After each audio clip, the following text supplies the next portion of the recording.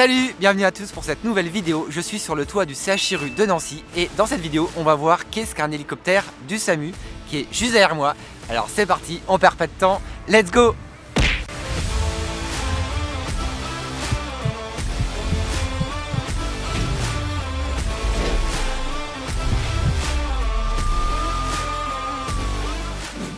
Bonjour à tous, je suis sur le toit du CHRU de Nancy avec l'hélicoptère derrière moi et je suis en présence d'un pilote d'hélicoptère. Donc il y a un peu de soleil par contre, mais je suis avec un pilote d'hélicoptère, donc Cyril, qui va se présenter. Bonjour FX, c'est Cyril. Donc je suis pilote d'hélicoptère au SAMU de Nancy depuis une dizaine d'années et au niveau du cursus, avant j'étais militaire, donc j'étais mécanicien sur hélico. Après j'ai été pilote d'hélico sur des régiments d'hélicoptères de combat à Étain et à Phalsbourg, donc toujours en Lorraine. Je travaille pour un hélicoptère blanc depuis une quinzaine d'années. Alors c'était ça en fait ma première question, c'est pour devenir pilote d'hélicoptère, est-ce qu'il y a une formation spécifique ou un cursus? Alors pour être pilote d'hélicoptère au niveau du SAMU, il faut avoir une certaine expérience. Il y a un nombre d'heures de vol qui est demandé ou par l'ARS ou par la société qui nous emploie. Mais en règle générale, on va dire que 90% des pilotes d'hélico au SAMU sont issus de l'armée. Ok, très bien, merci pour la réponse. Et donc quelles sont les missions au final de l'hélico du SAMU? Quand est-ce qu'on a besoin de l'hélico du SAMU? Quelles sont vos missions? Il y a deux types de missions, il y a les missions primaires et les missions secondaires. Donc les missions secondaires, c'est tout ce qui est transfert interhospitalier. Donc on va nous appeler, la régulation nous appelle pour un transfert par exemple entre Forbach et Nancy. Donc ça va être un transfert par exemple pour un accident vasculaire cérébral pour le transporter sur Nancy. Donc c'est tout ce qui est transfert d'un hôpital à un autre hôpital. Et après on a les primaires. Donc les primaires, c'est tout ce qui ne rentre pas dans le premier cadre d'exécution des missions. Donc on va poser sur un accident de la route, tentative de suicide, douleur thoracique, donc on peut poser sur une route, dans une cour de ferme, tout ce qui nous permet d'être au plus près du patient au plus vite. Alors justement, donc on peut aller assez vite et assez loin. Ça vole à combien de km/h un hélicoptère? On est à peu près 230-240 km/h au niveau de la vitesse de l'hélicoptère. Ok, d'accord, donc ça va vraiment très très vite. Et en termes de distance, jusqu'où vous pouvez aller? Parce que là, nous on est à Nancy, en Lorraine, et jusqu'à quelle ville on peut aller, enfin les missions les plus longues? Alors sans ravitailler, on peut aller jusqu'à Paris. Hier, j'ai été sur Paris. On a amené un bébé sur la région parisienne et j'ai ravitaillé à côté de Paris pour revenir sur Nancy. Et Paris-Nancy en hélico, c'est combien de temps? 1h15, 1h20. Ah oui, donc ça va vraiment très très vite. Et on voit que là, le temps est idéal en fait pour voler. Enfin, il y a un grand ciel bleu. Est-ce qu'il y a des conditions justement météorologiques qui empêchent l'hélicoptère de voler ou des conditions particulières? Les conditions météo qu'on nous demande d'avoir pour voler en sécurité ne sont pas les mêmes de jour et de nuit. On nous demande d'être beaucoup plus exigeant en termes de météo pour la nuit. Mais en journée, c'est surtout l'hiver ce qui va nous embêter, c'est surtout le brouillard et des basses couches avec des plafonds très très bas, ce qui nous empêche de mener la mission en sécurité. Parce que quand on décolle, on doit prendre en compte la météo sur toute la durée de la mission, plus les impératifs sur place. Si on reste bloqué pendant plus d'une heure pour une prise en charge, il faut le prendre en compte pour la météo au retour. Voilà, l'intérêt c'est d'aller chercher un patient et de le ramener sur la destination qu'on nous propose. D'accord, c'est très intéressant. Et en termes de... Moi je pensais qu'en termes de pluie ou de vent, il n'y a pas de souci. Alors au niveau du vent, la limitation de l'hélicoptère c'est 50 nœuds, donc ça fait dans les 80 km/h. Après ça m'est arrivé de voler avec des vents supérieurs à 50-60 nœuds. Si le vent est très linéaire, ça va, c'est pas inconfortable, mais la seule limite pour nous c'est la mise en route du rotor, c'est 50 nœuds. Ok, super. Et donc nous, lorsqu'on vous appelle sur des interventions, par exemple moi je suis en train d'intervenir en intervention SMUR sur un accident de la route et vous allez pouvoir vous poser à côté, quelles sont les conditions pour atterrir? Par exemple si on va atterrir au milieu d'un champ ou d'une route, est-ce que aussi vous pouvez au final vous atterrir partout? Alors on peut poser partout, on a toujours en tête d'être dans une classe de performance, donc la CP1, classe de performance 1, qui nous permet de poser en sécurité ou redécoller de l'endroit où on va poser en cas de perte d'un moteur. Les hélicoptères de secours ont tous deux moteurs. On doit toujours avoir à l'optique de, si on a une panne moteur, de pouvoir poser en sécurité ou pendant la phase de décollage, reposer en sécurité suite à une panne moteur. Après, il faut qu'on ait une zone dégagée parce que l'intérêt d'arriver, c'est aussi de ne pas blesser les gens qui gravitent autour de la zone de posée. Quand on arrive sur un accident, on peut avoir pas mal d'objets métalliques ou d'objets qui peuvent voler. Quand on arrive en stationnaire, on a à peu près des vents de l'ordre de 100-120 km/h. Donc toujours d'avoir une surface très dégagée pour ne pas blesser d'autres personnes aux alentours. Ok, c'est vrai que c'est très intéressant. Et il y a à peu près combien d'hélicoptères SAMU en France? Alors, et puis autre question aussi, c'est quoi la différence entre les hélicoptères du SAMU et ceux de la sécurité civile qu'on appelle souvent les dragons, il me semble, oui, c'est ça? Donc les hélicoptères blancs, je crois qu'il y a à peu près une cinquantaine d'hélicoptères blancs en France. La sécurité civile, je crois qu'il y en a une quarantaine ou cinquantaine aussi. Donc la grosse différence, on va dire que la sécurité société civile, c'est un aéronef d'État, alors que l'hélicoptère blanc, ou jaune, hein, l'hélicoptère blanc, c'est une société privée. Nous sommes prestataires de services, donc je travaille pour une société privée, c'est totalement différent d'un aéronef d'État. Et sur cet hélicoptère, je crois qu'on peut pas faire d'hélitreuillage, hein, c'est ça? On est obligé de se poser, on peut pas récupérer un patient en vol avec un treuil en fait. Non, on n'a pas de treuil. Quand il y a vraiment un besoin de treuillage, c'est quand même assez rare pour notre région, on va dire que c'est dans les Vosges. En général, c'est Dragon 67 de Strasbourg qui part dessus, ou la gendarmerie. Ok, bah écoute, merci beaucoup Cyril. Est-ce qu'on peut parler un peu de l'équipage? Qu'est-ce qu'il y a comme personne dans l'hélicoptère? Parce qu'il y a toi bien sûr pour piloter l'hélicoptère, et il y a qui d'autre? Alors bien sûr, on a une équipe médicale, hein, donc on a un médecin et un infirmier. Et à l'avant,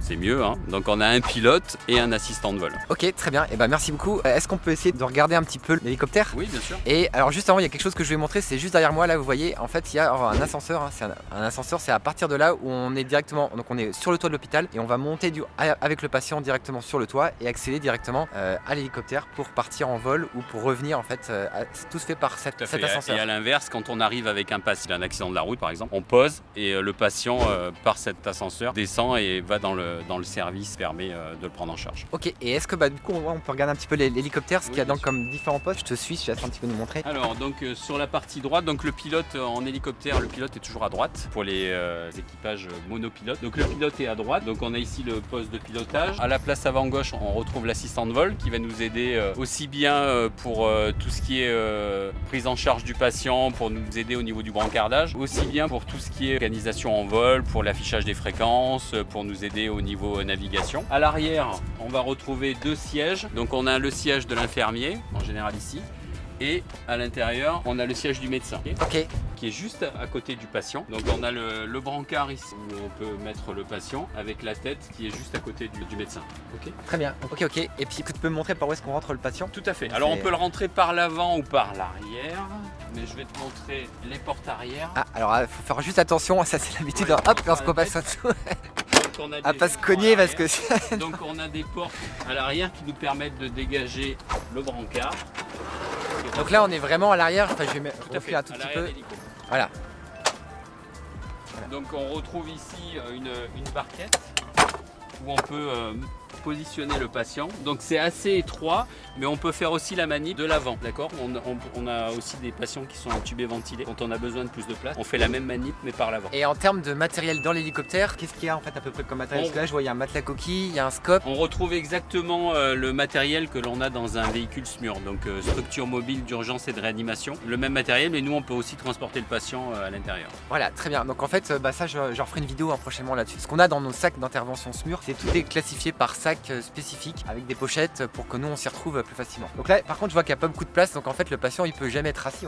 Si justement quand on peut le mettre en position assise, mais on va privilégier de le passer par l'avant. D'accord, ah oui on peut être par l'avant assis, ouais. Quand même, ok. Pour des OAP où le patient doit rester assis, il a difficulté à respirer, on peut le mettre en position assise mais on va le passer par l'avant. Et là j'ai une question juste qui me vient en tête de médecin régulateur, parce que soit on nous demande le poids du patient, pourquoi c'est important d'avoir le poids du patient? Le poids du patient c'est parce qu'on doit faire des calculs par rapport à la pression atmosphérique, température, l'altitude du point de posée pour les performances de l'hélicoptère. On en a parlé tout à l'heure avec la classe de performance 1 qui nous permet de poser en sécurité ou de décoller en cas de pas de moteur. On n'a pas que le poids du patient, on a le poids des infirmiers, on a le poids des médecins, le poids du médecin. Voilà. Donc si tu viens bosser chez nous, il va falloir que je te pèse.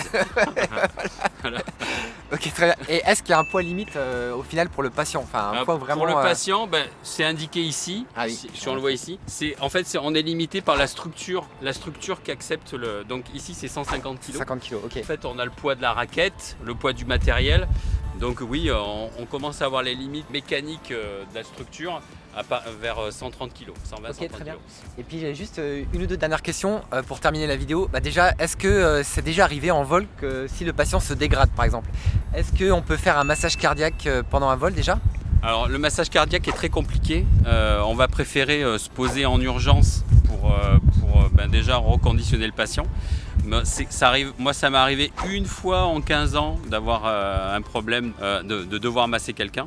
Mais en général, on pose rapidement pour pouvoir prodiguer un massage. Et autre question, donc cette fois c'est ma casquette médecin urgentiste, est-ce qu'on peut intuber un patient dans l'hélicoptère? Parce que l'intubation c'est souvent un geste qui est assez compliqué, encore plus en urgence, et est-ce qu'on peut intuber dans un hélicoptère là comme ça? Alors on n'intube pas en vol, enfin moi je ne l'ai jamais vu en 15 ans. Quand le médecin a un doute au niveau de la prise en charge, je préfère intuber le patient et transporter un patient intubé. Plus sécurisant pour le patient et en sachant que les vols, ce genre de vol, pour nous intubé c'est maximum 30-35 minutes quand on va à Strasbourg. Ok, et autre question encore, c'est vis-à-vis des défibrillateurs, est-ce qu'on peut faire un choc électrique aussi dans l'hélicoptère? En fait, si on a besoin de choquer, on se rend compte, est-ce qu'on peut le faire en plein vol? On peut, mais c'est pas le défibrillateur, c'est pas le défibrillateur où vous avez les palettes, comme on voit dans certains films dans les salles d'urgence. C'est des adhésifs que l'on colle sur la poitrine et qui sont branchés sur le scope qui permettent de choquer le patient en vol. Ok, bah merci Cyril, et puis là on va déjà arriver à la fin de la vidéo. Est-ce que tu as peut-être une anecdote à nous dire en tant que pilote? Parce que je pense que comme moi tu vois beaucoup de choses des fois très difficiles, mais est-ce que tu as une anecdote particulière là à nous raconter peut-être? Difficile, je sais pas, mais dans un contexte un peu particulier, oui, pour se situer, c'était le 14 novembre 2015. Donc le vendredi 13, la veille, on avait eu les attentats du Bataclan. Le samedi matin, il y avait une prise d'otage, donc tous les médias étaient concentrés sur cette tragédie. Et on a été appelé pour un déraillement de TGV, déraillement de train, avec suspicion d'explosion. Enfin, on n'avait pas de détails. Donc je me rappelle avoir décollé et on avait tous en tête un peu les attentats du Bataclan, on ne savait pas trop ce qui s'était passé. Et on est arrivé sur place, il y avait énormément d'hélicos. Bon, on a su rapidement que finalement c'était juste un problème de vitesse, c'était une rame d'essai. C'est la première fois que je participais à ce genre de mission avec autant d'hélicos. On était 6 hélicoptères, il y avait énormément de moyens routiers en place. Donc il y avait 2 hélicoptères de la gendarmerie qui étaient présents, il y avait 2 hélicoptères de la sécurité civile et 2 hélicoptères du SAMU, donc le SAMU 68 et le SAMU Lorraine qui était en place sur cet événement dramatique où je crois qu'il y avait eu 11 décès et plus d'une quarantaine de victimes. Ouais, j'imagine que c'était vraiment très impressionnant. Oui, c'était très impressionnant. C'était surtout le contexte. Après, on a l'habitude de se faire ce genre de mission, même si c'était assez exceptionnel d'avoir autant d'hélicos de secours au même endroit. Mais c'était surtout le contexte qui était un peu bizarre. Désolé pour la sonnerie. C'est le SAMU qui m'appelle. Début d'une mission en direct. Oui, c'est Voilà, et écoutez, je vais vous laisser parce que je pense qu'il va bientôt partir en mission. Justement, je vous invite, je vais mettre en commentaire en dessous, il y a son compte Instagram qui est vraiment magnifique, il fait vraiment des super photos d'hélico, c'est magnifique, je vous mets le lien juste en dessous. Moi, n'hésitez pas à poser toutes vos questions en commentaire, il n'y a aucun souci, j'y répondrai avec grand plaisir. Donc tu pars en mission, c'est ça ? Je vous laisse. Voilà, donc c'est ça, n'hésitez pas donc à me poser vos questions en commentaire, n'oubliez pas de mettre le petit pouce. Et moi, je vous dis à la prochaine, surtout, prenez soin de vous, salut!